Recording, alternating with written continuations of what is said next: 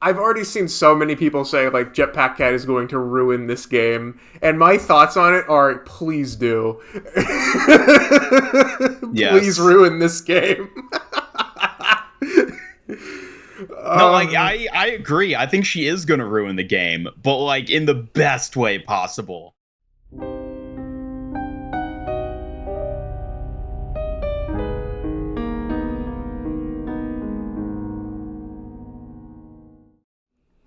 Hello, everyone. Happy New Year. It's February, but Happy New Year. And today we got some big news. We got the big spotlight. We got a million different things to talk about.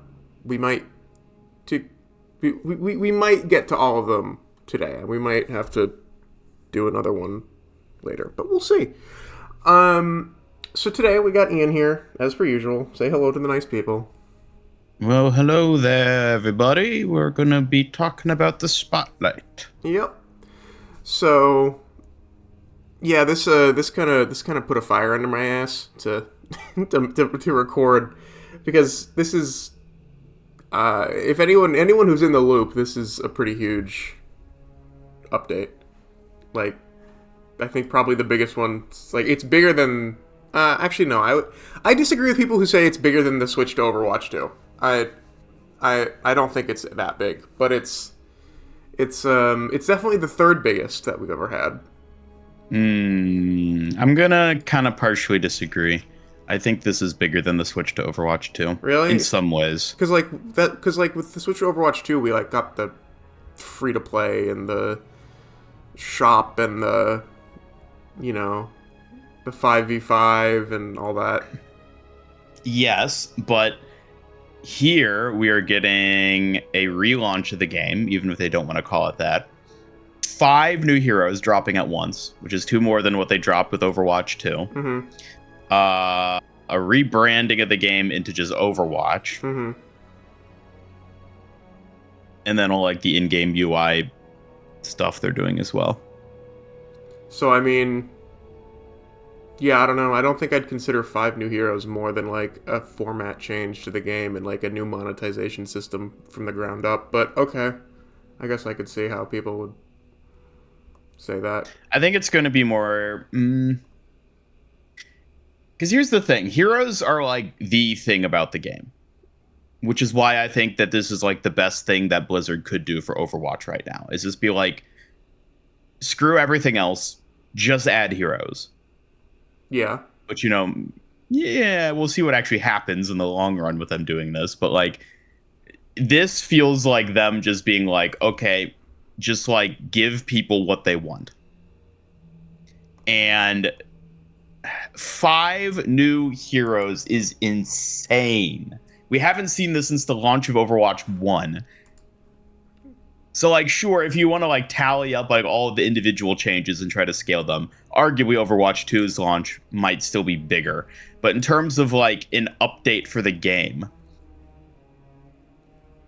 I guess in terms of like Spotlight itself being like a singular event that revealed everything that's going to be coming, it's bigger than like any one thing leading up to Overwatch 2, save for maybe BlizzCon 2019 and the launch of Overwatch 1. Okay. Okay. I guess I could see the argument.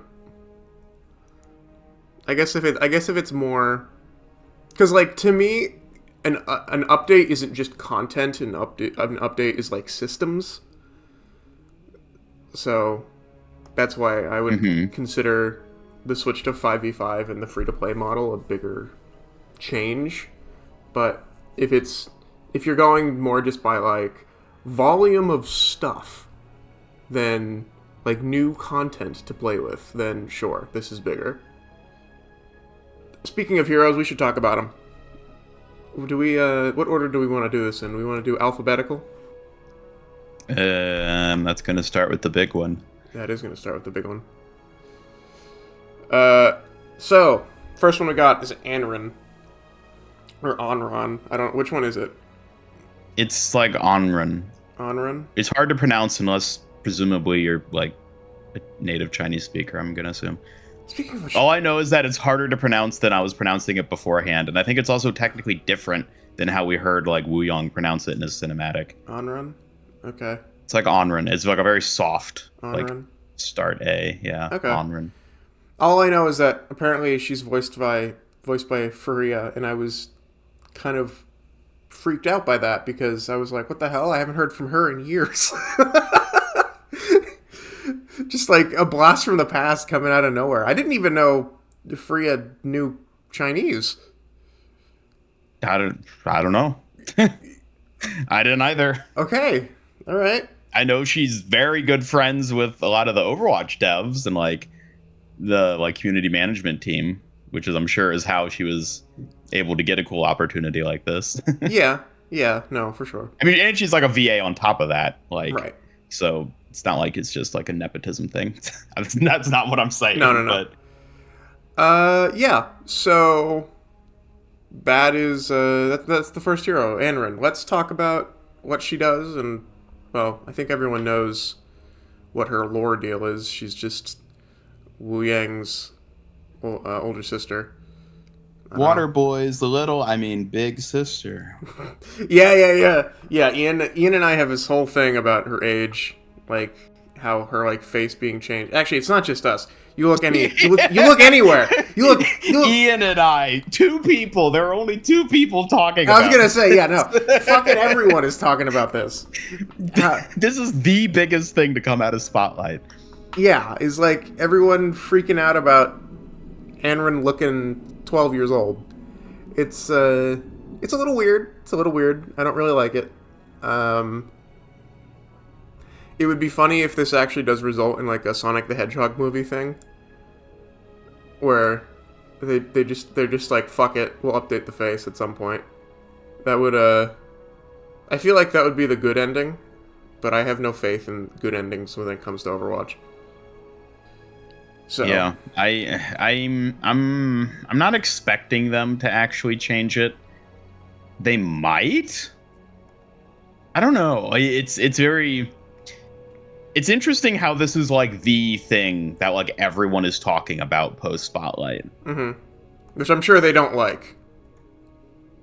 I mean, it's better than nobody talking about anything. That's for true. Sure. But like, yeah, I'm willing to bet this like isn't what they expected the outcome of Spotlight to be. They probably knew people would talk about this because like they had to know that people would notice this and complain about it.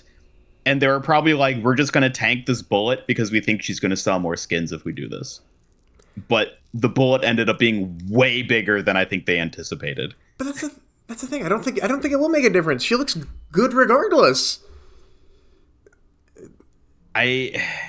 Again, we were talking about this, you and me. I think they have some weird algorithm thing in place where it like auto tunes faces of characters they make to like, you know, marketify them, where they can be like, they fit some sort of standard of like, this sells well versus this other thing. And I think she just got slapped by that really hard for whatever reason.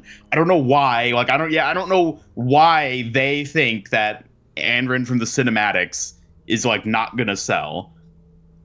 But clearly they did. Because otherwise they wouldn't have bothered making her look like they did in game. Yeah, that's true. But I mean, you were about to say something about the bullets, big bullets. I don't know. Yeah, just I think they knew this was going to be a bullet that hits them. The backlash to Anrin's design change. I don't think they anticipated it to be this big. I don't think they anticipated it would be the thing everyone is talking about. Like, people are talking more about this than they are about Jetpack Cat. That's true, actually. Yeah. At least within the scope of, like, the Overwatch community. Outside of the Overwatch community, I'm only seeing people talk about Jetpack Cat.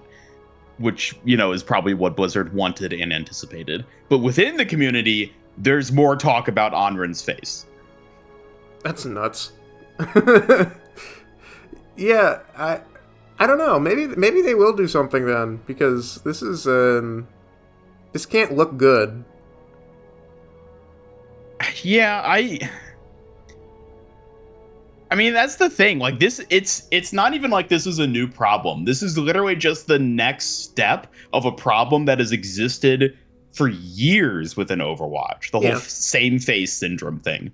This is just that again, which is why it's getting so much traction of people pointing it out and complaining about it, because it's like, it's not like this is the first time this has happened. I think this is just arguably the most egregious instance of it happening. I was going to say, I think it's because this is by far the most egregious instance of it. It's different in like the amount of spotlight that the hero is getting, right?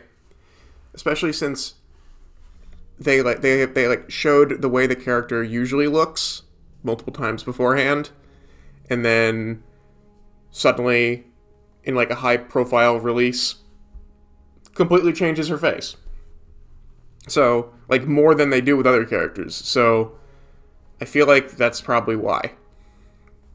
Yeah, I mean, if they had just released Anrin as she is in game now and we'd never seen her beforehand, I would be like, oh, they just added another cutesy Asian girl. Yeah. And it'd be like, whatever. Like, people would still complain. It would still be the same face syndrome thing, but there wouldn't be nearly the degree of backlash we're seeing, because we've seen what Anrin looks like, and she had a cool, unique, and frankly fitting design for the character. She looks like a tough older sister. She looks like exactly what she's supposed to be in the early cinematic stuff and the comic.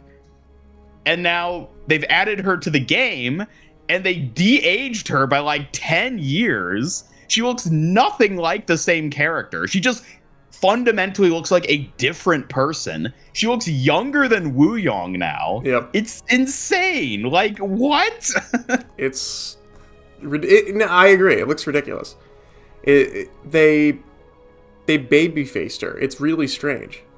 It's so honestly a little uncomfortable. It's a little uncanny, a little uncomfortable. I don't like it. Yeah, I don't like it either. It's weird. And like it doesn't help that Freya's voice sounds like that of a much older person than Anrin appears to be in game. Yeah, there's that. It's like the voice matches the cinematic version of Anrin perfectly. Which is part of why that version of her was perfect for what it was.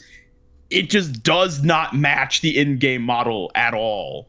It sounds way too old relative to the physical appearance of the character. It's just weird hearing like that voice come out of this character model. It doesn't fit. Right. I'm just looking at the character model now, and it's like, yeah, it's so jarring. It's like you took the head off another doll and put it on the body. Yeah. That's really jarring. I don't like it. Well, we'll see. The rest of the design, like the outfit and everything, I think is fine. I like the usage of the orange in the outfit. Yeah. It reminds me of Kiriko in a lot of ways, where it feels like a hybrid of like traditional clothing attire and like modern attire.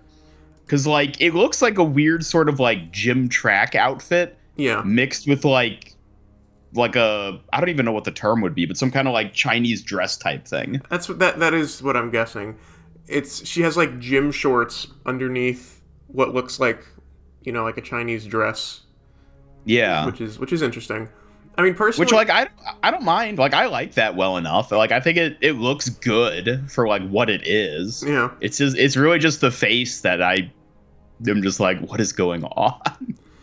Yeah, I personally would have preferred if it was red instead of orange, but it looks good as it is. I've seen an edit, because there have been so many edits going around. It's become its own meme format on the in the Overwatch community, and I love just like the fix the art, which is typically something I hate when people do, but in this context I find it very funny. Yep. I saw a version of it where they made her red in accompaniment with like changing her face to look older, and it did actually look pretty good as red. But I think either red or orange, work fine for it. I think the orange actually probably works better with the younger face. Yeah. Because it makes it look more like energetic. Right. Whereas red conveys more of like a mature connotation. So like, yeah, I think orange fits with the face they went with. Had they gone with the original design of her face, maybe red would have looked better. Because I've seen people say that, like, when she comes out, like, with her skins, everyone's just going to switch to the red variant. Like, Oh, yeah. I don't know. I've I mean, we'll seen see how it several people looks. say that. Yeah. We'll have to see what it looks like. I guess we will. Man, she also has, like, weird... She has, like, the weird pirate cape. That's really strange. She kind of does, yeah. Like, the double, like, cape. That's really bizarre. Alright. Okay. So, let's talk about what she does, then. Fire. She is fire. She does the fire. Throws fire. Mm-hmm. Throws fire. Not a flamethrower. No. Unfortunately, even if she literally throws flames, it's not a flamethrower. No. Which means there's still a chance. Still a chance. To get that Omnic flamethrower tank.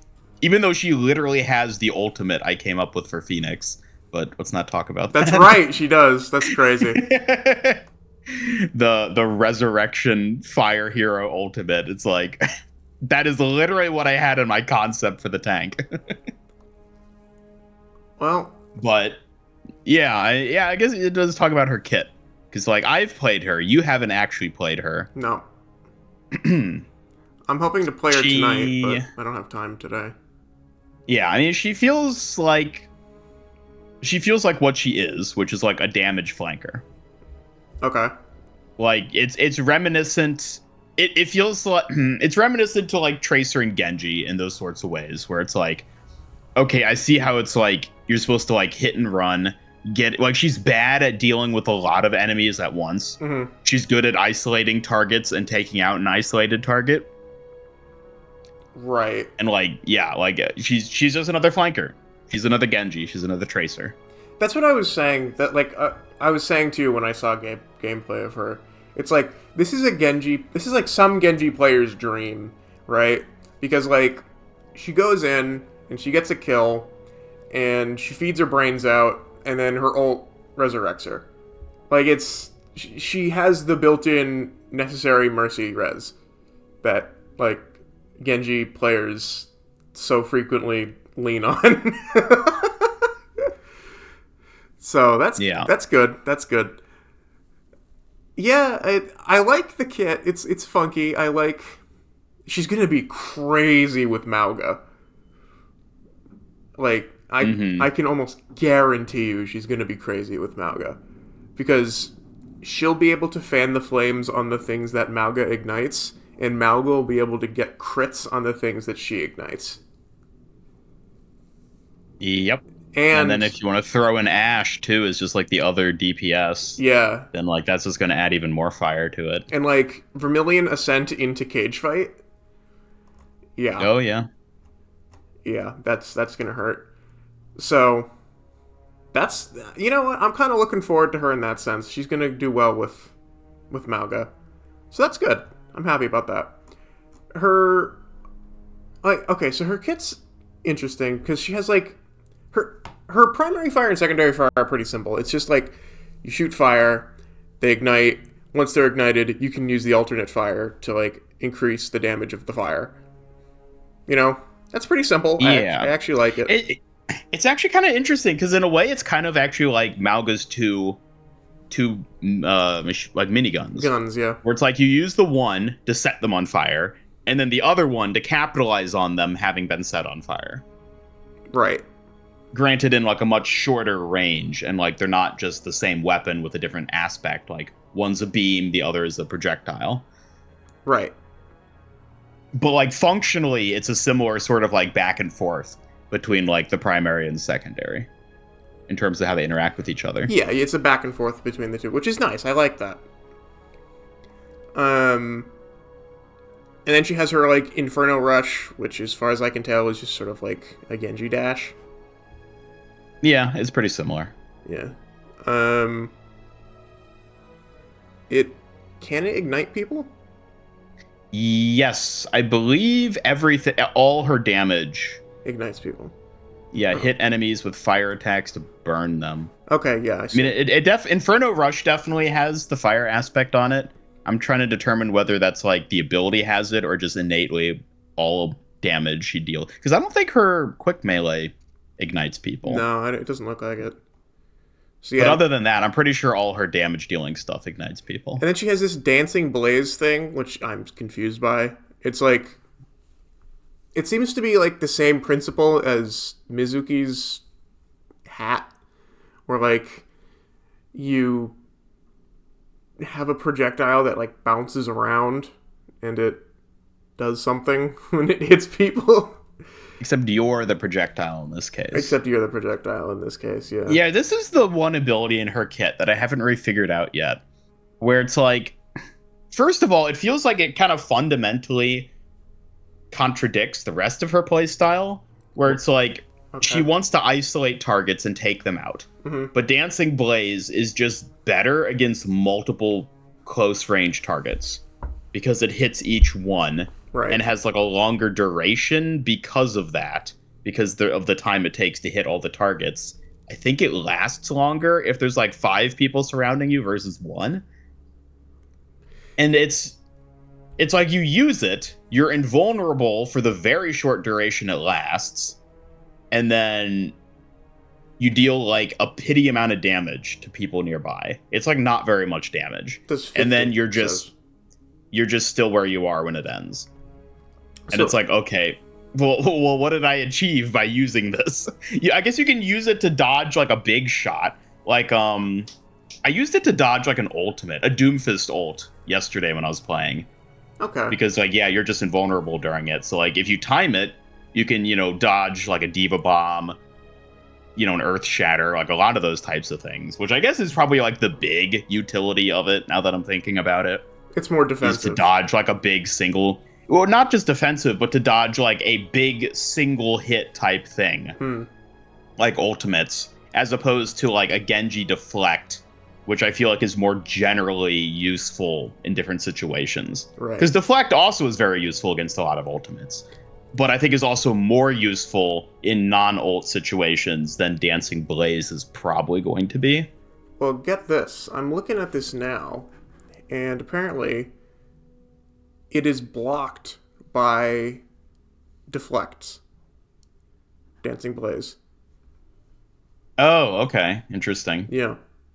So... Because I guess it treats it like is it considered melee damage? Yep, it's considered melee damage. Okay. Yeah, then it would get blocked by that. That's interesting. Okay. Funky ability. And then, yeah, she has her 2 ultimates. 2 ultimates, as if that's not completely bizarre. Welcome back, Sim 2.0. Yeah, I never expected they would do this again. I know you mentioned that as well. And I think I agree with your assessment here. That she probably has 2 ults because they came up with the revival one first. And then was like, well, she can't just have an ultimate that only works when you die. So, because like that presents all sorts of gameplay incentives, behavioral incentives that you probably don't want. Yeah. So then, and I think generally also just doesn't feel that great as a player, where it's like, oh, to do the big cool thing, I have to die, which is like the worst thing that can happen. Right. So, yeah, I think you're right. That's probably what it is. But these ultimates are interesting. I think they are genuinely interesting. They instantly ignite anyone, and they like... Well, her Ascent ability ignores barriers. Her Revival doesn't, which is weird. One is barrier piercing, and one is armor piercing. Don't ask me how that works. Okay. Sure. Again, the whole just throw everything in. Yeah. Sure. Whatever. Area effect. Okay, they're both area effect. One is barrier piercing, one is armor piercing. They both have burning. One is evasive in movement, the other is invulnerable and phased, and then both of them reload. Okay. It's weird, but sure. They look cool. I think that's what I think that's my favorite thing about them. I'm not sure like the damage is really good. But yeah. I don't know. That's all I got to say. She is like, I would say that she is probably kit-wise the least interesting to me out of all of these characters. I would actually agree. Yeah. I think out of all 5 characters, I don't know, it's tough to say because like I'm very curious to play Mizuki. I feel like out of all 5 characters, Mizuki is actually the character that has me the most intrigued, and I guess we'll get to talking about him. But I do think Anrin, in like now that we've like seen all these kits for all 5 heroes, yeah, I kind of feel like she's the one I'm least likely to play in the long term. All right. Okay. Well, that's Anrin.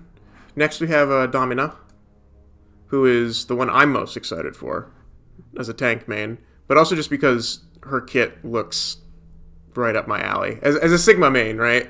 Like, yeah, this is I have a second choice. Finally, a second character that's like Sigma. I'm very excited. I'm a bit worried that she's just going to be like better Sigma. I'm gonna be honest because they feel very similar. I'm gonna be honest with you. Everything I've seen from her, I don't think she's as good as Sigma. I don't think she's nearly as good as Sigma as she exists now. I think Anrin is probably the strongest character that they're releasing. I think Domina looks the weakest. And that's probably a numbers thing, not a concept, like not a kit thing.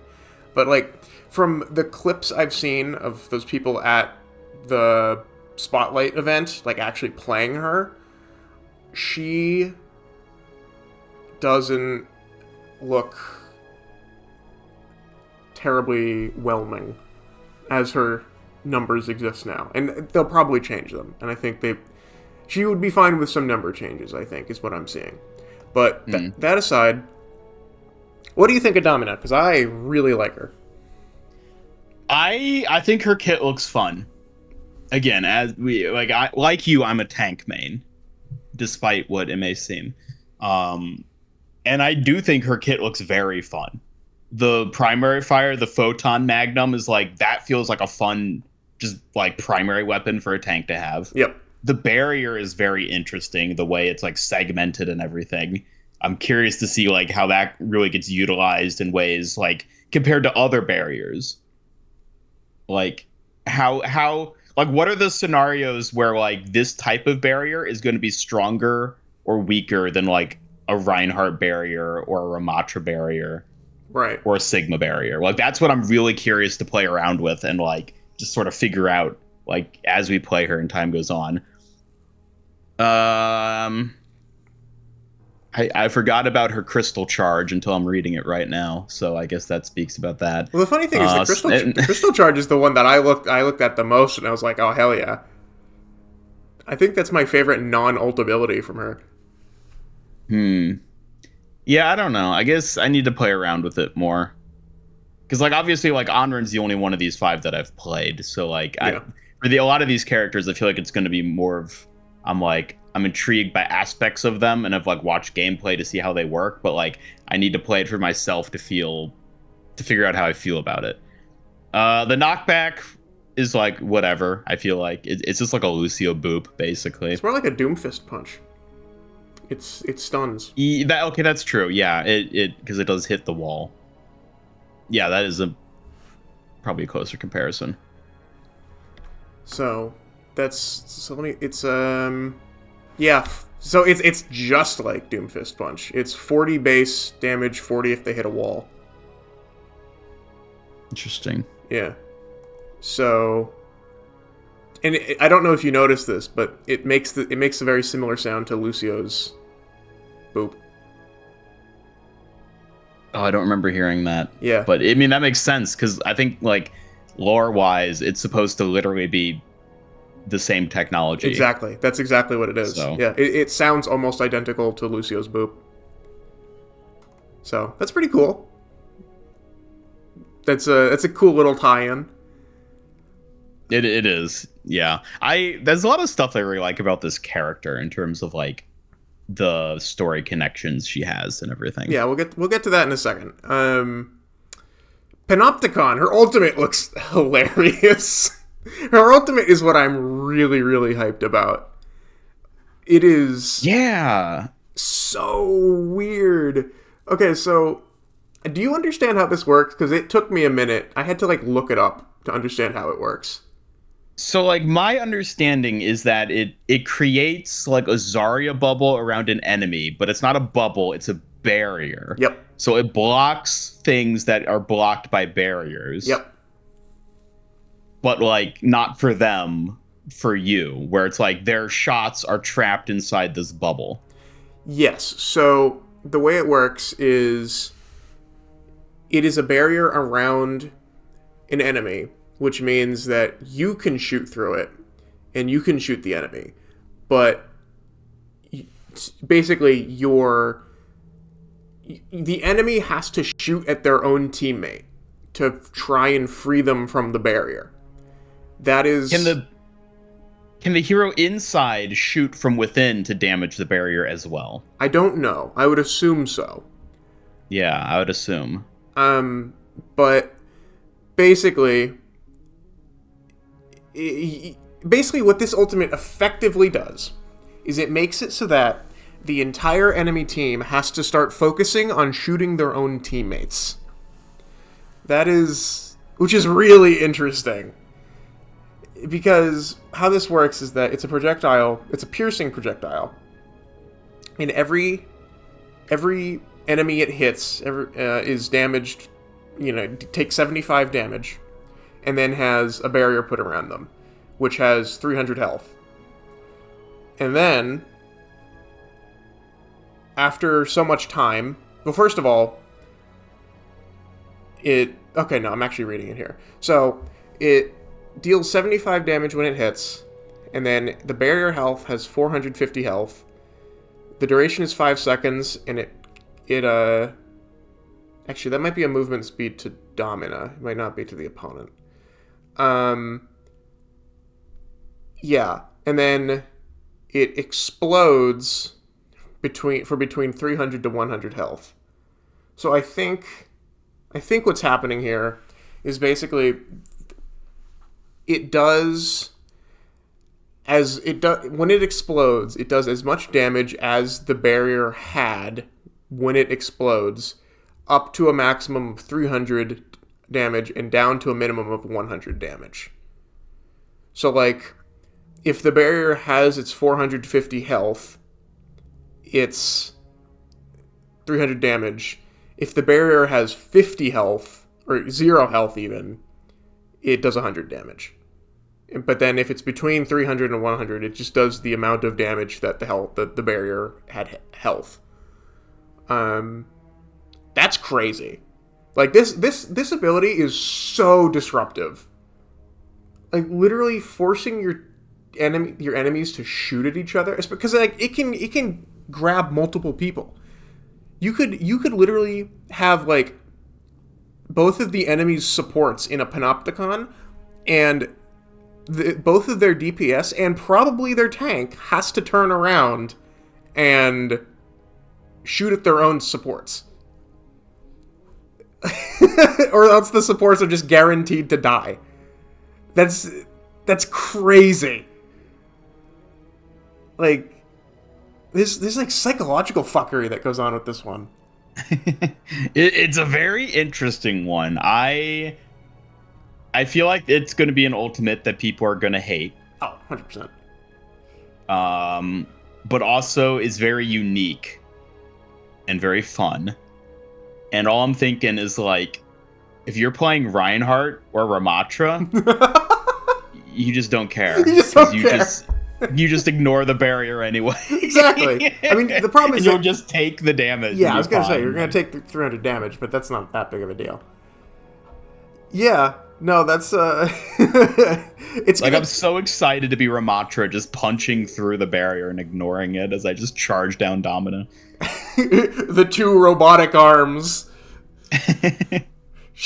Unfortunately, Ramatra's robotic arms can probably punch a lot harder than Domina's can. So yeah, I'm assuming her quick melee is the robot hands. I haven't actually paid attention. I believe to that. it is. Yeah. Man, it is.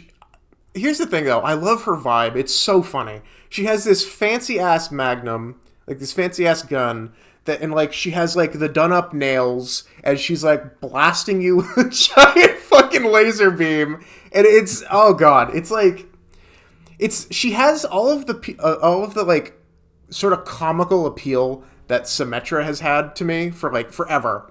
Except the problem with Symmetra is that Symmetra isn't a tank, so I would never play her. Like, I'm such a sucker for this sort of like character that's like, you filthy fucking peasants, I'm not even going to deal with you. I'm going to sit here and drink this champagne while these robot arms beat the shit out of you for me. And I have like my done up nails with like this fancy ass laser. Oh, it's so funny. It's like she's like a bougie piece of shit who like thinks everyone around here is like dust, and the attitude is so good. Oh my god, she is in a similar way that like Sigma and Mauga and, as we'll get to, Emre all like appeal to a very specific aspect of like what I love in a hero. Domina is like another one of those. She's like so above it all. Like, no, fuck you. I'm gonna sit here and like check the stock prices while my arms kill you. It's, oh man, I love her. But you said you wanted to talk, so you could talk. I mean, that you're basically just summed up everything I was gonna say. Like, character-wise, it feels like they nailed it for her.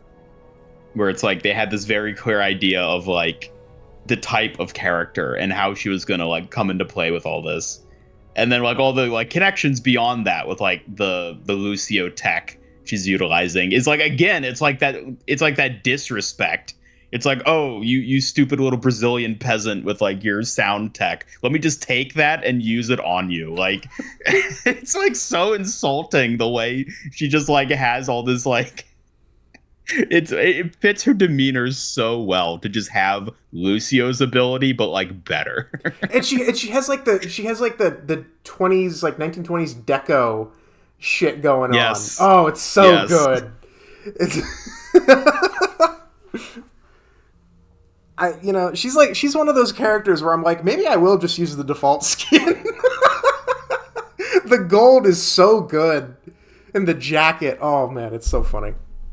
I'm very curious to see what skins she gets, because that's like a whole other facet of this. Like, which of these heroes are going to be heroes that get skins? Domino is 100% going to be one. Maybe. I mean, I guess it'll probably. If what's her face, Emma Frost from Rivals, is anything to go by, then yeah, she probably will. Let's address the elephant in the room. Blizzard knows what the fuck they're doing with this character. Blizzard 100% knows what they're doing. The name, they know what they're doing with all these characters. Yeah, they do. All 5 of them. This is like such an incredibly well calculated release of 5 heroes. It's insane. But like, they know exactly what they're doing with a character who looks like that and is named Domina. They know what they're doing. Like, it's it's very funny. It's very funny. So yeah, she's 100% getting skins. I do like her story. Like her story bit. It's not, she's not super complicated, which is fine. She's mostly just like a nepo baby who like thinks that, well, she basically does already run half the world. She just wants that little bit more. And so she's like trying to be the best VP and heir to Vishkar that she can, so that by natural circumstances or otherwise, her predecessor gives up the throne.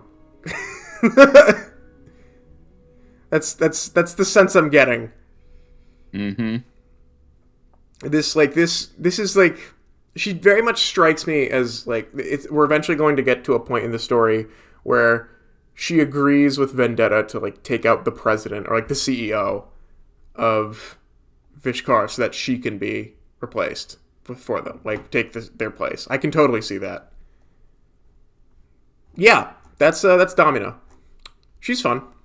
I'm looking forward to her. I think she's going to be the one out of these that I play the most. She's I'm excited for her too. She's so funny. Next we have Emre. Oh boy. He's here. It's been a decade. He's here. But he's here. And he is John Halo, which is even better. Soldier 2.0. Well, that's the thing. Soldier is very much a COD character. And I've always said this. Everyone's always said, like, oh, Soldier's like the COD and Halo character. I'm like, no, he's the COD character. Soldier does not play like Halo. He doesn't. Emre plays like Halo. It is... Because I know a lot of people, like, misconstrue, like, oh, COD and Halo, they're so similar. They are not similar. They're really not that similar. The similarity between COD and Halo is that they're both military FPS, and the similarities end there. Emre is literally a Halo character. Like, he is the Spartan you play as in multiplayer. It's insane. And the devs have literally acknowledged that. Like, a dev literally acknowledged, like, yeah, no, he's based on Halo. Which is really funny, and I feel like Emre could not have happened without the Microsoft acquisition. Because this is so blatant of, like... I'm not going to say a ripoff, but, like... It is so blatant of, like, a porting of Halo into Overwatch that, like, Microsoft would have sued otherwise, I think. I don't know about that, but... Maybe not, but it is... It is a very heavy inspiration. It's either way. Very heavy inspiration. So, I guess let's first talk about... Well... What do you want to talk about first? I mean, the kit, I guess, is the good starting point. Just... He's got the 3-round burst rifle. He's got the battle rifle. He's got the sidearm. Yep. He's got the grenade. Yep. And he can ADS. Well, the only Halo game you can ADS in is Halo 5. No other Halo game has ADS. Well, then I guess he's not a Halo character. No, he's a Halo 5 character. That's the thing. Okay. He's like... He's a Halo 5 character minus the mobility. Because Halo 5 also has, like, mobility that the other Halo games don't. Emre is essentially... a Halo 2... It's like you're playing Halo 2 with Halo 5 guns. That is the sense I'm getting with Emre.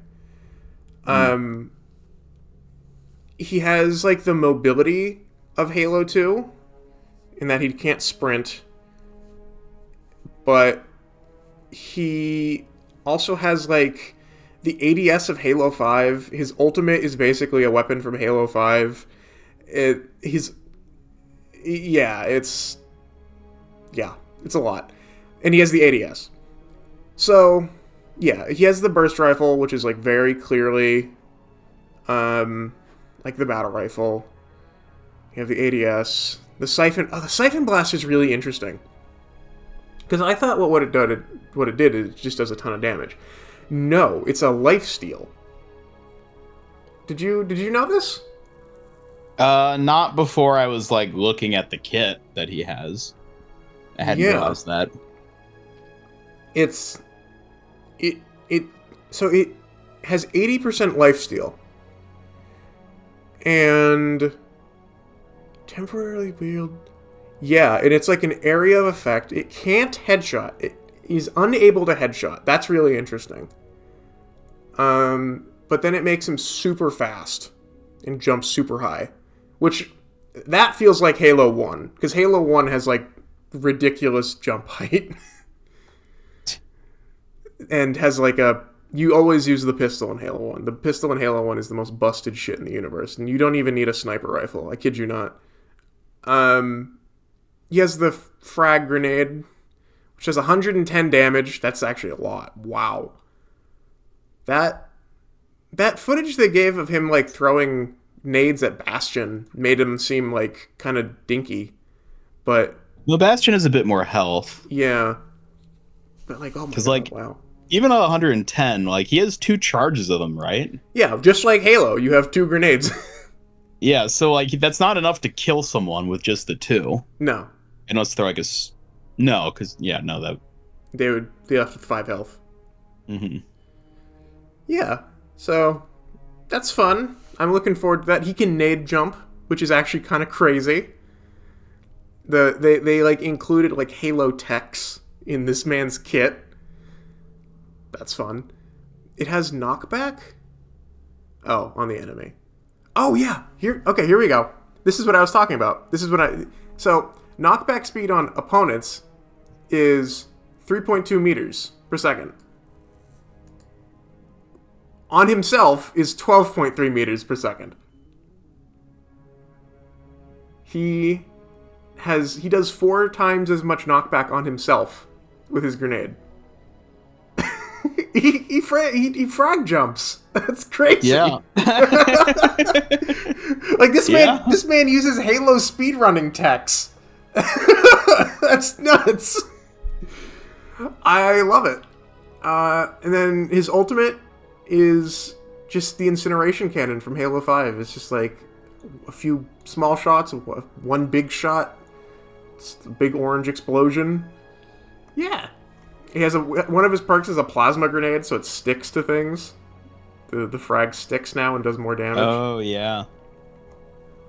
Yeah. No, I am so hyped about Emre. I kid you not. Emre might get me to play DPS. Because I can tell you that like the skills are going to be extremely transferable. So, yeah. I mean, he looks fun either way. Even as someone who's not played Halo, like, Yeah. he looks like he just has a good, fun shooter game hero kit. Like, even more than Soldier has. Yeah. Soldier's like the old school version of this, and then Emre is like, oh, let's go into like the next era, which even though it's like 20 years old at this point, technically, like it's still just like the next era of like generic shooter character. But like that's fun because that's a fun type of character to play. Which is funny because I would say that the play style that Emre emulates is actually older than the one that the Soldier does, but it's just that he's the new one. It's Yeah, I guess which came out first, Halo or COD? Halo 1 came out in 2001. And when did COD start? I think like 2002. Okay, so basically the same time, but I'd sort of assume that Call of Duty was like older for some reason, but maybe not. I don't think so because Halo was like really revolutionary in 2003 was when it started. Yeah. Okay, yeah. Ironically, Emre simulates the older game. So they're going back in time. They're going back in time. So yeah, that's Emre. Lore-wise, I actually find him the most interesting out of all of them. Like, by far the most interesting. Because he's like the conspiracy character. Which is... I made a joke once that he was going to be the conspiracy character. And now I'm not going to say I put my foot in my mouth because like it's not a bad thing. But yeah. Oh yeah, and he that's right. He also regens like you do in Halo. You have one big initial burst of health regen and then it heals after that. But yeah, so I'm very interested with him because he has the most to do with like the large scale stuff, I think. See, I'm very split on the whole conspiracy thing with him because on the one hand, aesthetically, I love the idea of like a cyber soldier who's been compromised by something, maybe an AI, maybe just like a remote control mechanism. We don't really know what. But he's been taken over by I'm gonna assume it's an AI. Well, he's got The whole conspiracy eye, he's got, because like- there's like the eye on his chest that looks around, and I love that detail. I was gonna say, aesthetically, it's so cool. he has like HAL 9000 on his chest. Yeah, and it's like, oh, this thing that's like always there, and like, I guess like the other thing is like he seems weirdly like unaware of it when he's not actively under its control. Yeah. I don't know how I feel about that. That seems kind of strange, but like. Because the fact that like literally anyone who's standing in front of him can blatantly see that there's something in him, but he's like oblivious to that thing. I don't know. That seems kind of weird, but maybe that's part of the AI compromising him, as it just makes him oblivious. I don't know, but I love the aesthetic of like the eye and like, oh, this guy's got something weird going on, but I am not expecting this to go anywhere in the grand scheme of like the Overwatch lore and the eye. Like, I literally think they just gave him this because it was a cool previously established thing in the Overwatch story, and I don't think we're going to see this actually lead to any further development or reveals about the eye and the conspiracy. Really, because there was recently that book, that like short story with Sombra and Soldier, that very much went into the conspiracy. I just don't expect them to do anything with it. Like, when have they done anything with anything in Overwatch history? I mean, they're claiming now that with this new, we'll get to that, this new, like, yearly story thing, you know? Maybe we'll see a future season, or arc, chapter, year, whatever we're going to end up calling them. Maybe there'll be a future arc that incorporates it, but, like, I mean, I just think about all the other past factions that have been, like, integral to the theming of a hero. Like the Yokai, or, you know, Vishkar largely up until, like, now, I guess. It's like, how many of those actually get developed? The Sun Warriors for Alari. It's like... I mean, to be fair, the Sun Warriors were wiped out. Sure, but, like, they're also a faction that only exists for the theming of a hero. Yes. And I'm willing to bet that's exactly the same case with Emre here, where we're never going to learn anything more about this eye other than it being used to theme Emre as a hero. I don't know. I feel like the nature of the conspiracy, though, makes it too... Because, like, the Sun Warriors are not far-reaching. There's no far-reaching aspect to the Sun Warriors. Where, like, I feel like in the inherent nature of the conspiracy is that it touches everything. Sure, but, like, does it actually? We'll see, but from what we've seen so far, it certainly looks like it does. Like, that's literally the center of Sombra's little network is the eye. Yeah, but that was a still from a short 10 years ago. No, I'm aware. Like, I know. I mean, I'm long since at the point where it's like, I'm going to believe there is story when I see that story in front of me. Which is fair. I can't blame you. And like, yeah. That's not even me saying that critically of Emre, because I think this is a perfect utilization of a element from an old story in Overwatch. Like, this is like the perfect way to bring this back as a way to theme Emre as a hero, because it looks awesome as part of his design. And I don't care if they add any more story beyond this. It's like, I'm not expecting or hoping or waiting for this to get developed any further, because it already is cool what it is, and I don't expect Blizzard to ever develop a story. Damn. That's okay. basically my sentiment toward it. All right. Damn. Like, if this is the last time we see the eye, I'm content. I also expect this is the last time we'll see the eye.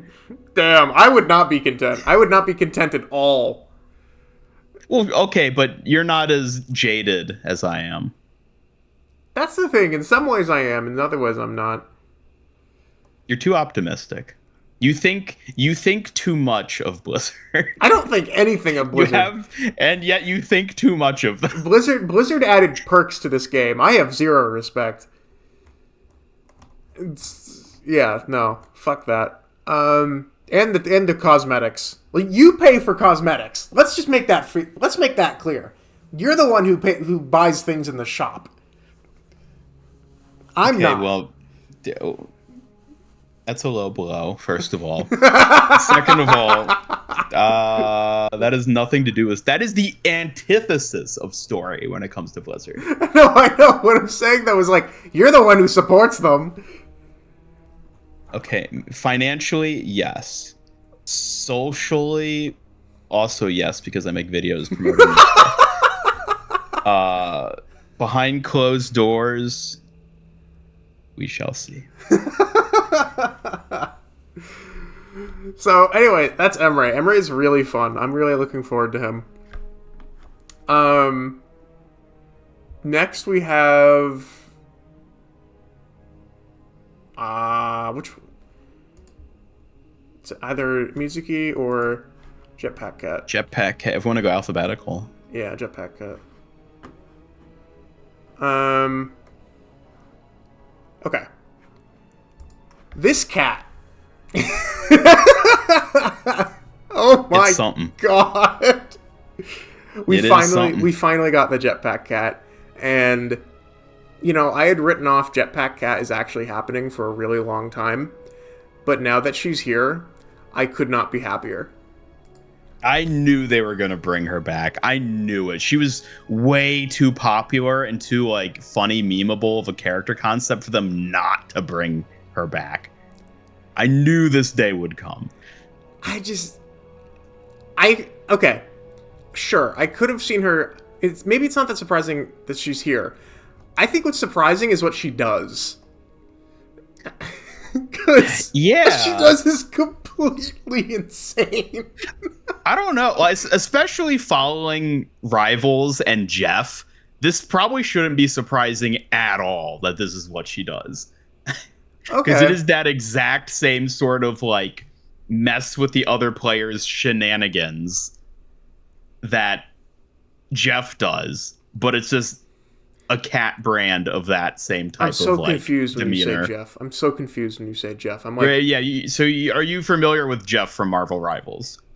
The land shark. Oh, that's the name of the shark. That's the name of the shark. Yeah. Okay. Not the conventional Overwatch Jeff stuff. No, that's why I was confused. I was like, what the fuck does Jeff have to do with this? Okay, now I understand. Yeah. No, this is very much they saw Jeff and the success of Jeff and were like, we need our own Jeff. And Jetpack Cat was probably already a thing they were thinking about doing, you know, at that time, I would assume. Yeah. And they're like, this is it. We need to make Jetpack Cat. Okay. Fair enough. Did. And she's a little shit, and I love it. Man, I'm worried, but I love it. She has permanent flight. Not even Echo has permanent flight. Like, it's so ridiculous. Already in the playtest, there was I think it was in one of Karku's like videos from the stream where it's like he was playing as Jetpack Cat. They're on King's Row, and like the enemy Jetpack Cat just like C9'd them by like hiding underneath the final point of King's Row, and then just waiting for them to push up, and then just flew up and capped the point while no one was there. It's like, this shit is insane. Oh man. Jetpack Cat is... I've already seen so many people say, like, Jetpack Cat is going to ruin this game. And my thoughts on it are, please do. Please ruin this game. No, like, I agree. I think she is going to ruin the game, but, like, in the best way possible. Exactly. That not only people are largely going to love, but also the game probably needs to some degree. Because this game has become too straight edge. That's one of the things I've always hated about modern Overwatch. I agree. There's no whimsy to modern Overwatch. It's just everything is so refined, and nothing can be a little wacky and scrappy and probably not the most balanced thing ever, but just fun. Like it just doesn't happen anymore. And so that's why I'm so excited for Jetpack Cat. Like Jetpack Cat is the embodiment of everything I love to do in Overwatch. Just like the worst bullshit. It's insufferable, but it's so funny. So, okay, going over her kit real quick. She flies. That's all that, she flies. apparently it can be... She just falls out of the sky if she's hacked or hindered, slept, or stunned. Which is good to know. So I guess if she gets EMP'd, she's crashing. Her primary fire is like a shotgun that heals or damages. Yeah, it's a projectile that's like mid-range. So I don't remember exactly how it like the fall off on it works. If it just like stops after a certain range, I think that's how it is. It has a max range of 40 meters. And it fires two kinds of projectiles at once. So it fires one large shot, which can headshot, and then it fires four smaller shots that are like the spread that can't headshot. Ah, okay, interesting. So it's like Roadhog's two fire modes in one. You mean like the reworked version of Roadhog that they then reverted? No, not even. Like, But in terms of like the different projectiles within a single shot. yeah. Like the larger center projectile can headshot and it goes straight forward. The smaller projectiles can't headshot and they spread. And apparently, okay, so there is a little bit of spread if it's at a far distance. Okay, got it. Oh wait, no. Oh wait, no, that's really confusing. So there's like technically three projectiles this fires. So there's a center projectile that has 0 degrees and can headshot of spread. There's two that have the 0.3 degrees of spread and cannot headshot. And she has two that also can't headshot but have 0.9 degrees of spread.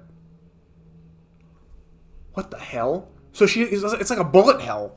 I mean, I think it's all one shot that then just the different individual projectiles of that shot have their own trajectories coming out. But it's like there's like a wildly different range of arcs, like of degrees spread. It's very strange. Okay.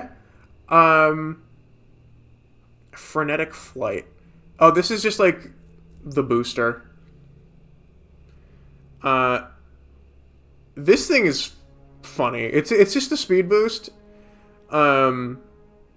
She can't like fire during it, but it's she can't. It's a channeled ability, except for towing. But this just makes her go like ridiculously fast. Okay, that's important. And then obviously so she has purr, and purr is kind of like her like kind of whatever filler ability. It's also her healing ability. Well, her guns, other than the primary. Yeah, I was gonna say. Because I don't think it heals herself. I don't think she has anything that heals herself. No, not that I'm seeing. Pulsing area heal that increases in frequency over time. Yeah, I don't know if it's a self heal. It does a little bit of damage. It has knockback, a lot of knockback. And then it heals. And it's like a pulsing heal. Okay. Got it. Okay. Yeah, that's sort of like a whatever ability. It's sort of like a filler ability, just like to fill in a gap. That's fine. I mean, granted, that knockback's going to be super annoying because it's an omnidirectional knockback. Like, that's going to be really annoying. So, if Wrecking Ball tries to get anywhere near her, no. I hope you're ready, Ian. Hope you're ready. This is going to be a thing. This hero is going to be in the game. Mm-hmm. I'm ready. I'm ready. I'm ready to see two cats carrying around bastions, flying around, having a dog fight. Speaking of which, I cannot wait to see that. And then one of the jetpack cats just gets obliterated by a Widowmaker, and then the Bastion just falls. yeah, exactly. Like, this is gonna be so much fun. Speaking of which, Lifeline. So what Lifeline does it allows you to put down this like tether that an ally can then accept to hold on to, and it gives a movement speed buff to the person who's tethered, and you tow them around. And when you detach them, the person you're carrying gets a massive speed boost. So, the crazy thing about this is that you essentially can just carry your teammates around wherever you want to go, as long as they can stop holding on at any point, but you can carry them wherever you want to go, and there's no time limit on this. Mm-hmm. And the cooldown for it is 2 seconds. Meaning that as soon as you drop someone off, you can basically almost immediately go pick someone else up. Oh my god. The fact that there's no time limit is what absolutely is wild to me. Like, if this was a thing that lasted for like 4 seconds, it'd be like, that's kind of funny, but like, you know, sure. But like the fact that it's indefinite, you can be Jetpack Cat, and you can have your Bastion or your Mauga like attached to the Jetpack Cat, flying around indefinitely. You can like have your ally Widowmaker flying around indefinitely. Yeah, just carry her to the top of the skybox. Yeah. And like hold her there. Yeah. Sniping. Exactly. Like, I'm just imagining, like, specifically on, like, Blizzard World, imagine you're an attacker coming out of attacker's spawn. The instant you come out, you get headshot from a Widow directly above you, just at the top of the skybox. You're just hovering up there, spawn camping them. Or even worse, you're like defending on Blizzard World, and just over the statue comes a cat carrying a Mauga who then just face stomps you. Yeah, just jumps from the tether and then just does the smash. Oh man, I mean, there's going to be so many crazy things, like carrying a Reinhardt up to like earth shatter people. Yeah, from the top ropes. Yup. God, can you imagine how crazy Jetpack Cat would have been with DPS Doomfist? Oh my god. Wait a minute. What happens if Malga ults while being carried by Lifeline? Does the tether break? The way that cage fight works is that it drops. So it'll like drop straight down until it hits the ground. Okay, yeah. Okay. So basically, I was thinking more of the April Fool's one where he could like fly and drag people with it. No, basically what happens is that you would basically just be dropping a cage on someone. Like Malga wouldn't even be in it. Okay, so that wouldn't be as interesting then. No, but because I it was would be thinking funny. you like ult, grab their entire team, like sweep them up, and then just fly off the map. I wish. I wish. You can do that. You can do that with pedal platform. How so? What you do? What do you mean? Is if you're having like a team fight near a ledge, you can just like have a pedal platform put above the ledge. Mauga can jump on it, place his cage on the pedal platform, and then the Lifeweaver breaks the pedal platform, and the cage falls into the death box. I see. And it'll take everyone on the ledge with them. That takes a lot of like specific setup. Yeah, though. it does. But I'm saying it's something you can do. It's not just flying over the enemy team anywhere in close proximity to a death pit. Just and like just abducting them. No. Yeah. But that is what the Cat's ultimate does. But for a single target. For a single target. To but that the is what entire team. That is that is what it does. Yes. The cat napper. So she dives down and she hits someone, and whoever is closest to her gets abducted. Like, straight up. She's gonna play really well with Zarya with those bubbles on her. Yeah, she is. Because, like, I'm thinking, like, the counter to it is once you're catnapped, we'll just shoot the cat. Yeah. But, like, if you throw, like, bubbles on her, it's like there's nothing you can do. There's nothing you can do. Nothing you can do. No, exactly. This cat is going to grab your Ana from out of nowhere and just drag her off the map. Yep. Oh no. You know, I had this mental image in my mind yesterday that made me smile, and you're gonna say you came up with this on the spot. No, this is actually something I thought of, and it made me smile. The idea of, like, a jetpack cat, like, kidnapping a Kiriko and just throwing her in a cage fight. Ah, beautiful. Throwing people into the cage fight. That is great. I don't know.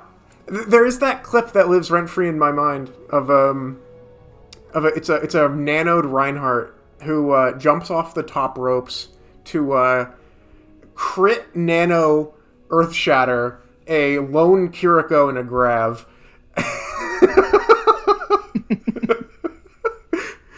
Literally 3 ultimates to kill Kiriko. Well, I don't know if you're gonna want to even bother killing Kiriko anymore. She's getting nerfed hard. Is she? This upcoming season, yeah. What's happening? Teleport doesn't cleanse anymore. I didn't know it did cleanse. It did, yeah, and it was huge. And Oh. it doesn't do that anymore, so. Well, shows how much I know about Kiriko. The thing I know most about Kiriko is I don't like her. Well, you're gonna not like her even less. Great. Okay, that's Jetpack Cat. Jetpack Cat is, frankly, I think, the most exciting addition. Not my favorite, definitely. but definitely the most exciting addition. The biggest, the craziest edition. The biggest implications. in like multiple levels. Yeah. Like, Jetpack Cat has the most gameplay implications to, like, changing the way the game is played. Like, the game is never, especially on, like, the pro, like, super high level, the game is never going to be the same with Jetpack Cat. Imagine what these, like, crazy high level players are going to think up with Jetpack Cat. Right? Yeah, I don't know. I mean, I'm very curious because the ability to move people around is the biggest thing. Yeah. Like, move Reinhardt up to, like, a position where he can, like, you know, hold some crazy spot. Yeah. Like, setting up, like, weird bunkers on, like, tiny ledges way at the top with, like, a bastion and, like... That, I feel like, is what we're going to see more of. Yes. Than shenanigans of pulling people into pits. Yeah. Because I feel like Jetpack Cat is just going to get sniped by any hit scan hero. That's true. I mean... At that level of play. Granted, I don't know how big her head hitbox is. It might not be very big. But... Either way, it's... I think what you're going to see the most with Jetpack Cat at really high levels is probably using her to, like, shuttle people around, because it has that's exactly what she's going to do. It has a 2-second cooldown and no duration limit. And I'm wondering if she's going to be one of those heroes where it's like during setup, you play Jetpack Cat to shuttle, and then you swap before the match actually starts. That's also very good. Yeah, she might be like a Lucio. It's gonna depend, like, on how long it takes to set up a position and stuff like that. So, like, maybe not. That'll be something that happens. But, like, I feel like that's something that is... Like, if we see her get, you know, playtime at a high meta level, it's going to be for something like that. Yeah. No, that's probably true. I mean, I think it's possible that you could have Zarya with her, and that could be played at a high level. Like, just bubble her and have her drag the enemy tank off the map. Because you can't even res that. Like, even if you have Mercy, you can't res that. Yeah, you can. If you drop them off the ledge? You can res environmentals, can't you? I don't think so. thought their little ghost thing was just at the ledge where they were. I don't believe so. I don't know, maybe not. I don't play Mercy. I don't play Mercy either, but I don't recall ever being rezzed off a ledge. No, yeah, I guess I don't know either. So, like, that's just like an unrezzable kill. So, yeah, that's Jetpack Cat. And now we go to Mizuki. Oh, yeah, in terms of lore for Jetpack Cat, there is none. Yeah, like, specifically they said there is none. She came out of nowhere. We don't know where she came from or who she is or what she is even, really. They may elaborate. Presumably, she's from Liu Chang in some capacity. But, like, that's just an assumption based on existing lore. Outside of that, we have no idea. Yeah. And I hope they never expand upon it. I don't want to know where she's from. I want her to just be an enigma and us never to learn anything more about her ever. Yes. The ultimate whimsy. Mm-hmm. All right, and then we got Mizuki, who personally I kind of don't give a shit about. Yeah, I know something. That's exactly why I am intrigued by him. Because he's like the character that like nobody cares about. Because why would you? We have no reason to care about him. He came out of nowhere. Yes. Yeah. But he's weird. He's weird. He's weird. He's Kappa themed, but he's not like the same Kappa from Kiriko's. Like, because he's not part of yokai. He's like a dark Kappa. Yeah. I'm sure what happened is they took that concept and then were like, well, we want to do a villain because we have too many good guys, especially in Japan. We need like a Hashimoto character. So they took the Kappa concept and then turned it into this. Unlike the yokai Kappa, like the yokai member Kappa, this one actually steals your liver. I guess. Is that a thing Kappas do? Yes. Interesting. I wonder if that's like a euphemism for drinking. I have no idea. Yeah, I find him intriguing, mainly because he is so insignificant of a character. Like, are they going to do something with him story-wise? I don't know. Is he just going to be like a nobody? I don't know. You did sort of mention this, that like your concern with this many characters at once is that some of them are just going to like fall through the cracks. If any of them do, it's going to be Mizuki. Yeah. Because, like, easily he's the character that, like, nobody's talking about out of the 5. But, like, I also feel like that's kind of inevitable for a 5-hero release. Yep. And not even necessarily, like, a bad thing. Okay. I don't know. Like, in terms of, like, his kit and everything, he seems fine. Okay. I guess, ironically, he's, like, the one character that, like, story-wise, I'm kind of most curious to see what they do with him. Even though I don't expect them to necessarily do anything. Yeah, I mean, from what it sounds like, he's, like, they're gonna try and set him up as this sort of foil to Kiriko, it sounds like. Yeah. Which, I don't know. I think Kiriko isn't interesting enough to have a foil. That's the thing. On the contrary, I think that's exactly what she needs. Really? She needs someone to knock her down a notch. You'd be like, hey, brat, you can't just, like, do what you're doing. Okay, that's fair. Like, he is maybe that's what it is. He's, like, exactly the foil that Kiriko needs. And, like, I'm enticed by that. I'm like, ooh, yes, finally someone or something to hold Kiriko accountable. Yeah, maybe. I mean, I was more thinking, and like... that's what's got me excited. I was more thinking, oh, if Kiriko's ever, like, knocked down a peg, it should be, like, Mauga shoving her in a locker or something. But, like... But that's not the same, because that's just, like... That's just, like, weird bullying. Like, that doesn't land for me. I guess so. This is perfect, because it's someone within her own scope of, like, the story. Yep.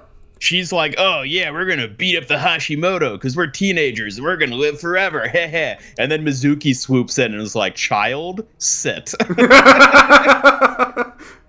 Like, I don't know how old he is. He's apparently fairly young, and like, yeah, of course he's going to be fairly young. He looks young. He's but like have you seen him without his like armor and stuff? yeah, because there's the skin they showed. He's just like he's just Giga Twink. Yeah. He's what Overlord could have been. Yeah. But whatever. Yeah, no, but I want him to just be like the character who's like, actually, Kiriko, you're not the best ninja. That's Genji. Well, it is Genji, but in terms of the scope of like what's happening in Japan in the story right now with the yokai and everything, he's going to be the one that like ultimately is probably going to be redeemed, but like for the short term at the very least is going to be just the perfect foil for Kiriko. Like exactly what you said. Like I think that's what it is. That's why he's endearing to me. It's because he's the perfect character to bounce off of Kiriko in the best way possible. Okay, I see what you mean. I'm personally intrigued by his kit more than his character, though. I think the kid is interesting. The kid is interesting. He's like Mortal Kombat. Like he's multiple Mortal Kombat characters thrown into a blender. It's very interesting. He's got like the hat, like the big rimmed hat. But he's also, which he actually throws. Yeah. Like in terms of like the modeling of the character, it's interesting that like it physically comes off of him. Yeah. When he uses that ability. Like I wonder if that changes his hitbox when he removes it. I doubt it. That sort of thing usually wouldn't affect it. No, typically no. But then does he have a hitbox where he can shoot part of him that's not there when he's not wearing the hat? Well, no, I'm saying I don't think you can shoot the hat. But it's huge. It's a massive part of his like physical body. How could you not shoot the hat? It would be weird if you shot it and it just went through. Maybe that's the point. Not to mention it's on his head. Maybe that's the point. Maybe you shoot it, but okay, that might be a stretch. Maybe you shoot it and it doesn't do damage, but that's okay. Yeah, maybe. I don't know. Like it'd be weird because like it certainly can't just like block things because otherwise it'd be impossible to headshot him with that thing on. But like it would also be weird if you're like, especially because it's his head. But it's like it's damned if you do, damned if you don't. Because if it does take damage and it's part of his head, then oh my god, it's going to be so easy to headshot him. Which is why I'm thinking it doesn't. Which is why I'm thinking you can't. But then if it's not part of his head and it's not even part of his hitbox. Think how frustrating it's going to be shooting him, clearly hitting his hat, and he just isn't hit. Maybe it should just knock his hat off. Okay, well, I don't think they're going to do that, but that would be amazing if they did. You just shoot his hat off, and then he can't use the ability for a couple seconds. I don't know what they're going to do with it. I haven't, like, paid attention to that in terms of, like, the gameplay so far, but I'm really curious how it's incorporated into his hitbox. Yeah, I mean, first of all, his passive is really interesting. It's like a combination. They somehow took Lucio's aura and Briggs' Inspire and like threw it into one. Yeah. It's kind of interesting because like it does very, very little healing. It doesn't do much healing by itself because it's always on. It's like Lucio's aura. It's just always going. But it does more healing the more he does. So, like, the more damage he does... Well, actually, no. It scales with other healing as well. So just, like, when Mizuki does things, his healing goes up. Okay, that's cool. It has 10 meters of range. That's big. It's really big. Yeah.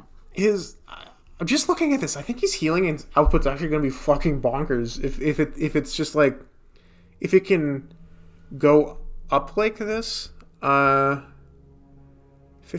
of healing, 20% of damage is converted to aura. Oh, okay. Yeah, because it says that like his healing goes between 5 per second, which is like nothing, right? But it can go up to 20 per second, which is actually a decent bit if it's just like a general aura. Because I think Lucio's is what, 14? I don't know. But then with I think with the amp it up, it's like 50 or something. I don't know. I'd have to ask Ness because they haven't changed that in ages. So I think what Ness knows is probably still accurate. But okay, yeah. So that's his remedy aura. It's an interesting passive. They I've always thought that it would be interesting if there was a hero that had like a super weak, just like constant damage field around them, like weaker than Ramatra. Like Ramatra does what, 30? I'm saying like 10. I always thought that would be something interesting, like to see what you could do with that. And this is sort of like the inverse of what I was thinking, is that it heals, but like the more you do, the more it heals. I kind of like that.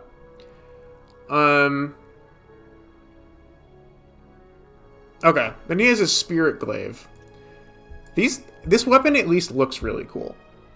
It kind of doesn't do much for me mechanically, but it does look cool. So, Yeah.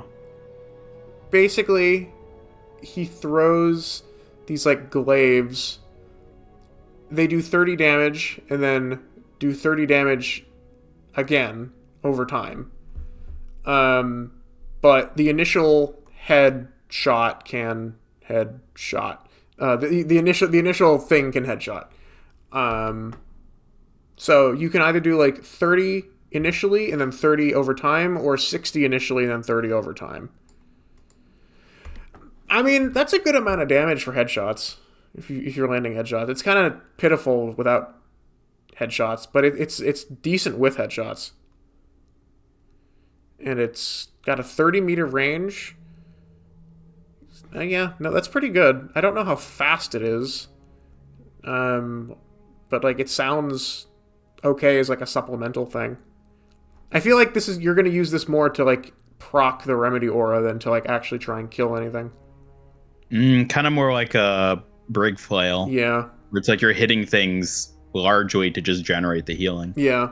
I think that's more what this is going to be, because this does less damage than Brig Flail. Brig Flail does 40. This does 30, but then it does 30 more after that, and you can headshot it. So like it's sort of like a trade-off with Brig, where like it does more damage, but it's longer range and you have to aim it. But it has the same like functional reason for why you're using it, not so much to kill, but to proc the passive. Okay, and then he has his hat. He throws his hat. This thing, I honestly, when I looked at this ability, I was like, what the fuck are they thinking with this? Like, why does this hat heal you? But it looks cool. I don't know. It looks cool. No, it does look cool, and like I like the boomerang effect of it.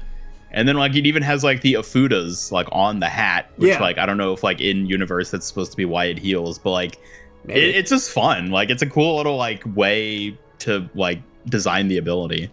Yeah, so this is interesting. It bounces. The first person it hits heals for 90. Second person it hits deals for 70. Third person it hits deals for 50, and then it goes back to yourself for 30. Now, my understanding here is that no matter what, it'll always heal yourself for 30. So you can throw it at one person and it'll have no one else to bounce to. It'll still come back to you for 30. It won't come back to you for 70. So that's important to know. You're not going to just be able to like suddenly heal yourself for 70 HP by like selectively throwing your hat at your Genji who is like fucking off doing nothing in the backline. Like your back, not the enemy backline, your backline. Can you throw it without a target, or do you need to have it locked to a target? It needs to be locked to a target. It's like repair pack. Repair pack, yeah.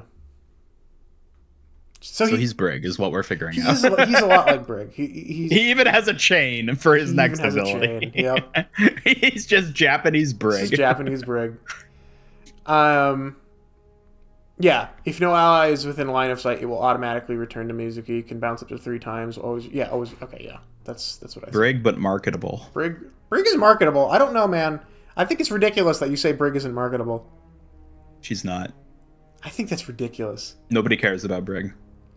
That's such an absurd thing to hear. It is. but it's true. Like you look at it and you're like, nobody cares about Brig. We've reached a point in the timeline where Brig is irrelevant. She's always been irrelevant. No, she She was only ever relevant because of people hating her when she was OP for a week. I guess so. Okay, Katashiro Return. This is the fuck Wrecking Ball ability. Let's be honest. Wait, are you talking about Binding Chain? Oh, sorry, Binding Chain. My bad. Yeah. I got the names mixed up. Yeah, this is just Cassidy's mag grenade, but like a chain that you launch. Yeah, Binding Chain. This is just the fuck Wrecking Ball ability. Dude, Wrecking Ball is so dead. The hamster socks have never been lower. It's over for Ball.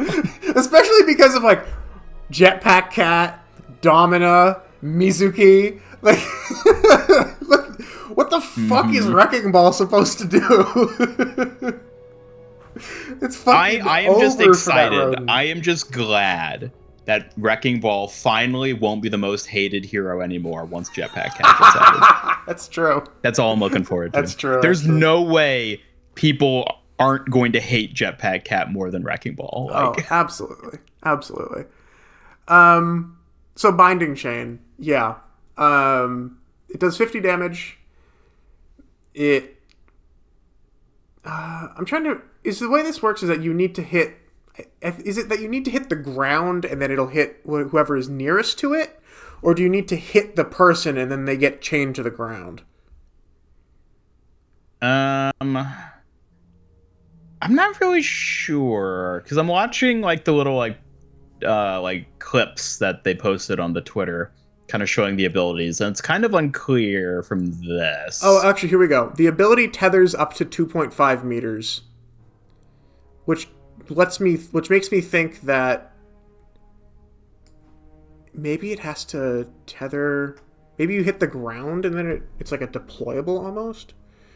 No, you definitely hit the person because in this he throws it like right at Bastion. Yeah, launch a tethering chain that hinders the first enemy hit. Okay, yeah.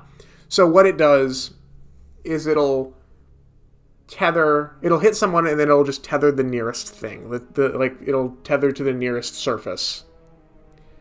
I guess up to 2.5 meters. So I don't know what the fuck happens if you throw this at because it has a max range of 20 meters. I have no idea what the fuck happens if you just throw this at like a Pharah who's like a million feet above the ground. It might just do nothing. It might be like a Ramatra field thing where it just sucks them to the ground. Well, yeah, but the Ramatra... Either that or it does nothing, I would say. Yeah, it might just do nothing, which would be lame, but... I mean, it might hinder them still. It might hinder them. That's true. No, it would definitely still hinder them, so it would just be getting hit by a mag grenade. Okay. Got it. In that case. But you wouldn't be stuck to the ground.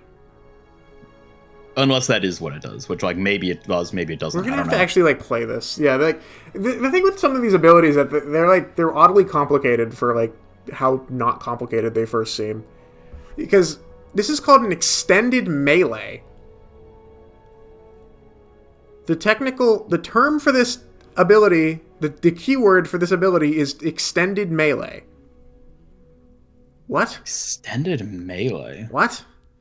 Is that like Ramatra? Maybe. I'm gonna look. Let me.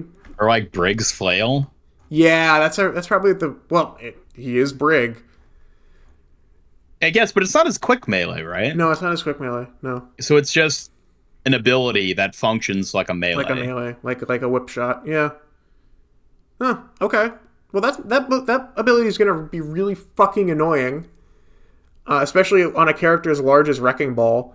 You're not gonna miss. You're not gonna miss the giant ball. Okay. Like, no, imagine having this thrown at you when you're pile driving. It's on the same cooldown as pile driver. It's just like another hack. Like, they just added another hero that can hack Wrecking Ball. Yeah, effectively that is what it is. It just doesn't lock you. It just doesn't like shoot you back into crab form. Which, by the way, I've always thought this: hack should not change your form. If you're in ball form, you should just be trapped in ball form. Yeah. That would be so much better. Yeah. Okay, so that's binding chain, and then we have. Sorry, for some reason I'm going down this. I'm scrolling down the page here, and the thing that was on my mind was the chain. So I saw Katashiro Return, and I was like, maybe that's the name of the chain. No, I didn't realize it's literally called binding chain. Okay, so Katashiro Return. This is the paper doll, which is So this is like Tracer's Recall in a lot of ways. yes. And you get a huge movement speed buff. When you're because it's like a leap. Because it's not a teleport. I don't think. It doesn't look like it's a teleport. But you reactivate to return and gain movement speed. So it's like you go back to it if you reactivate it. But it looks like it says it's a leap, which makes me think it's like. Well, you do. I think you use it. You get a speed boot. You leap. You drop the paper thing, jump forward, and then have a speed boost while it's active. And then you can choose to go back to it, I'm guessing within like a set period of time. In which case it would then be like a recall. Okay. Yeah, this is another one of those examples of like, how the fuck does this work? So he has two 12-second cooldowns. That's actually... Wow. Okay. He's like Baptiste. Just like all long cooldowns. Except for his Casa. Which he has 2 charges of. We should have noted that. The Casa has 2 charges. So you can like use 2 of these and each has a 6-second cooldown. Okay, no, that's it. He actually has plenty to do then. Yeah, this fascinates me. This so you leap forward, leaving behind a paper doll, reactivate to return and gain increased movement speed while active. Yeah, it sounds insane. It's like Translocator. It's like a mix between Recall and Translocator. Like, that's exactly what it is. Because you can see where they're going to return to. Can you destroy the doll? No, you can't. While it's there? Nope. Okay, so you can't damage it, but you can just see that it's there. You can see that it's there. Okay. So... How big is it? I can't find here like actual. It's noticeable. It's definitely noticeable. It floats like 3 feet above the ground and glows brightly. Okay. You can definitely see it. From the clips I've seen, you can definitely see it. So you're going to be able to camp his doll, basically, if you want to. So it's very much like Translocator then. Yeah. Because he also doesn't have to return to it. No. So, yeah, because you have 4.5 seconds where you can return to it. Otherwise, the paper doll goes away. So, yeah. That's his abilities. And then he has his ultimate, which is like... Cage fight meets Life fight. Lever Tree. Cage fight meets tree meets Matrix. Yeah. So, Kekai Sanctuary has 7-meter radius, 8-meter height, lasts for 6 seconds, has infinite health, heals 50 per second, so it heals 300 HP over its duration. You can't destroy it, so it's not like Cage Fight. Or you can't. I presume Hack or EMP doesn't do anything to it. And it works like Amp Matrix, or not Amp Matrix. It works like Defense Matrix. So any projectiles that you shoot at it just die. They just don't do anything. Like, I'm gonna be honest with you. Playing Zarya into Mizuki is going to suck. Your ultimate just is no. It's I can see it in my mind so clearly playing Zarya and getting my grav eaten every single time by this fucking giant defense matrix. Because apparently it goes up pretty fast. Yeah. Hmm. Yeah, I'm trying to think like his matchups, like across the whole kit. Like what here is like, what's going to be good against him? He doesn't look like he has much to do against CC. Like if you stun him, he has no recourse. Like he doesn't have the survivability for it. I don't think he's like Symmetra where you can just teleport through your teleporter even while you're like asleep. We'll have to see. I feel like he's also probably not going to be good against barriers. No, he's not going to be good against barriers. There's nothing he can do against a barrier. He's, honestly, I think that would block a lot of his stuff. I'm assuming a barrier would block his Casa hat throw, and it would definitely block the chain. I can actually check. It says, so the chain is blocked by barriers. It can also be eaten. It can also be deflected. No, blocked. No, it would be deflected. And it can Probably, be it can be amped by Amp Matrix. The glaive can be eaten. The hat can be eaten. Yeah, he's gonna suck against that sort of stuff. Like his defensive abilities, he's gonna be bad against. The problem is we don't have any experience with these characters yet. We've seen them in like clips. Mm-hmm. We're gonna have to play them, but I think that's what we've got for the heroes. It's a lot.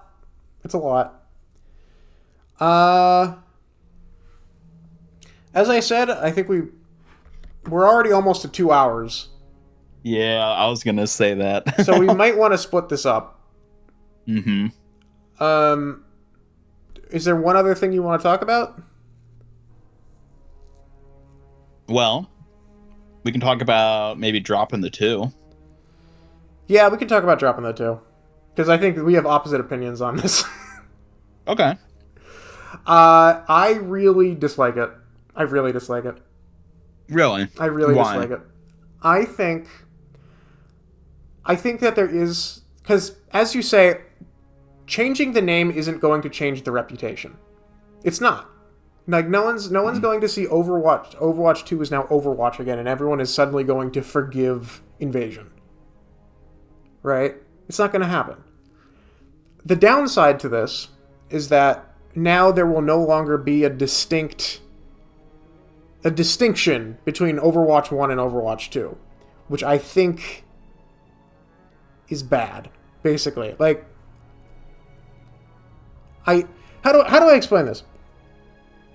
I don't want the sewer, like the toilet water on Overwatch 2's floor leaking down through like the roof to Overwatch 1, who lives downstairs and is retired. That's my logic. I'm like, I see where you're coming from with that, and I know what you mean, but I feel like I have a slightly different way of seeing it, which is that Overwatch 1 and Overwatch 2 will still always be those two things. We are now technically in Overwatch 3. They're just calling it Overwatch, though. Yeah.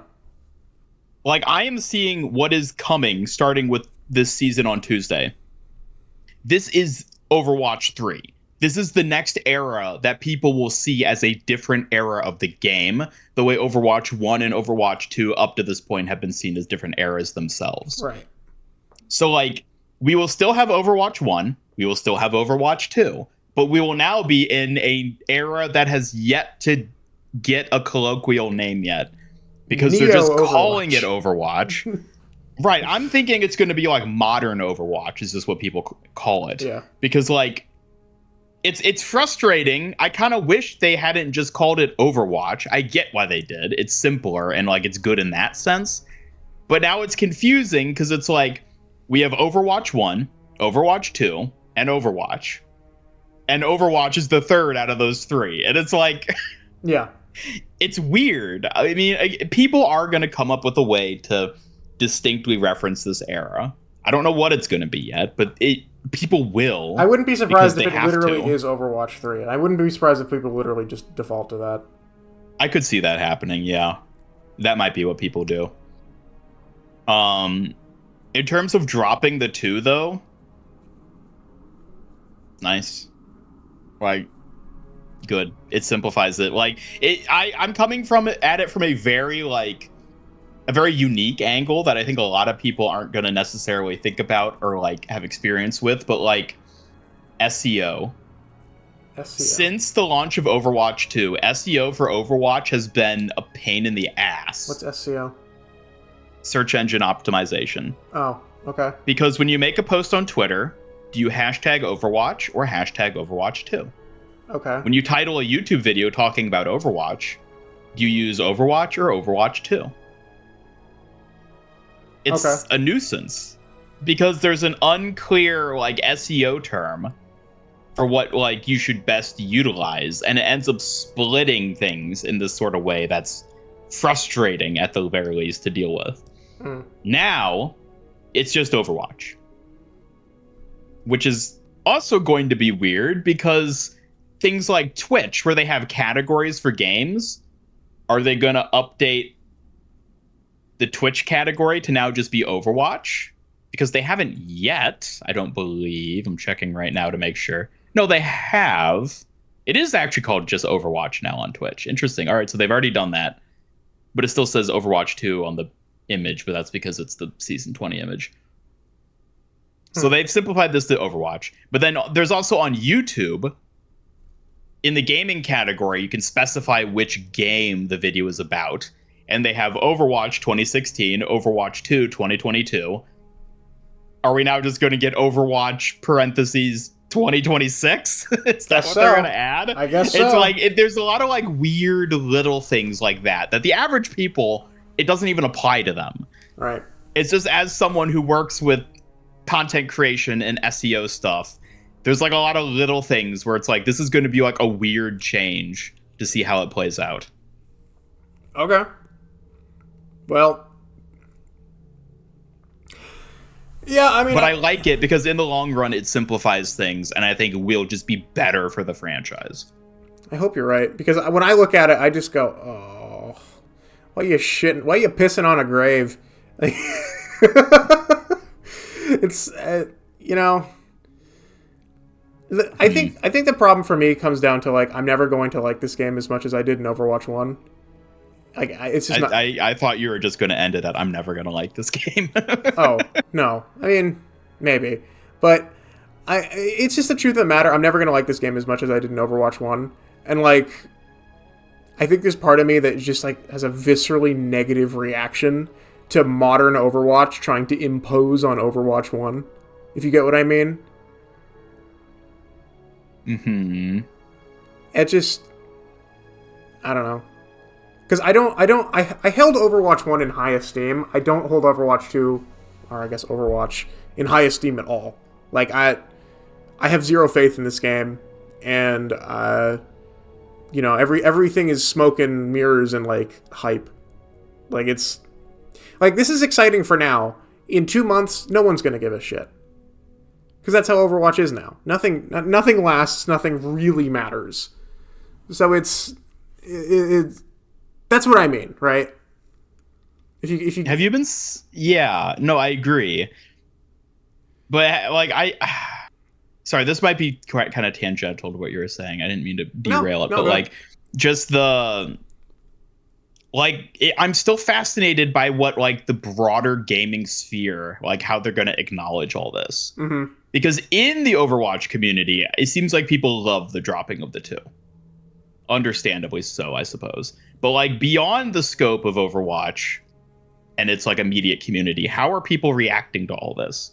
Because so far I've seen a lot of other people mock it, but not in like a actually negative sort of way. Like I saw Among Us posted something about Among Us 2. It's like, oh, they found the 2 dropped from Overwatch, and so they picked it up, and now they're making Among Us 2. Like from the official Among Us Twitter account did that. But like, and I think there have been a few others too from like other games and stuff, kind of like acknowledging it, but not like trashing on it per se, just sort of like, oh, haha, look, they dropped the 2. To me, it feels So like I'm curious how this is all going to kind of play out in like the cultural aspect. Yeah, I don't think, if anything, I think this might actually hurt like the more general culture, video game culture towards Overwatch, because like everyone mocked Overwatch 2, and rightfully so. And now everyone's going to mock Overwatch for like trying to shed the bad PR by getting rid of the 2. You know what I mean? Mm-hmm. That because people are gonna say they're acknowledging that it sucks and that they fucked up, so they're just trying to cover it up by getting rid of the 2. That's sort of what I'm thinking. I feel like that's kind of just a bullet worth biting, though. I mean, it probably is, but I'm just saying that I think that's probably what's gonna happen. So. And then eventually, I think it's just people are gonna move on and just not care, as you said. Yeah, eventually people aren't gonna care, but it's. I have reasons for disliking it. I've explained my reasons for disliking it. I think it just muddies the waters, but ultimately it doesn't make any material difference, if you know what I mean. Like, at least it won't make much. The act of dropping the 2 does not change the content of the game. Yeah. No, it makes no material difference. So, I don't know. I think we're just going to have to record a part 2, maybe tomorrow or something. Yeah. Yeah, we're going to have to do a part 2. Because that took way too long to just cover the heroes. And there's still a bunch of other stuff. Yeah. So we'll have to, I think what I'll probably do is I'll probably just release this in 2 parts. Like. Yeah. Just like, I mean, it's a big update to talk about, so like I think that's fine. One day after the next. Yep. Okay. Well, I guess we'll schedule when we're gonna record again. I would prefer tomorrow, but we can talk after we're done recording. Okay. With that said, I think we're done. So, you got anything else you want to cover for now? Honestly, no. I think we hit, in terms of the scope of the heroes and stuff. I think we've hit all the important beats. Yeah, and next time we can talk about the cinematics. I mean, I guess actually we could talk about the fact that they're dropping 5 at once. I feel like we didn't really talk about that, other than just covering the heroes. Well, yeah, we did mention that like there's 5 now and 10 over the year. Like that's. Which is insanely ambitious. I'm fascinated to see how this plays out. I think we can, because we're already at like 2 hours. I think we can really break that down next time. Yeah, I think so. And next time we can talk about like the cinematics and stuff like that. Okay. Mm-hmm. So, yeah, you wanna give our signing off, Ian? What do you got to say to the nice people at home?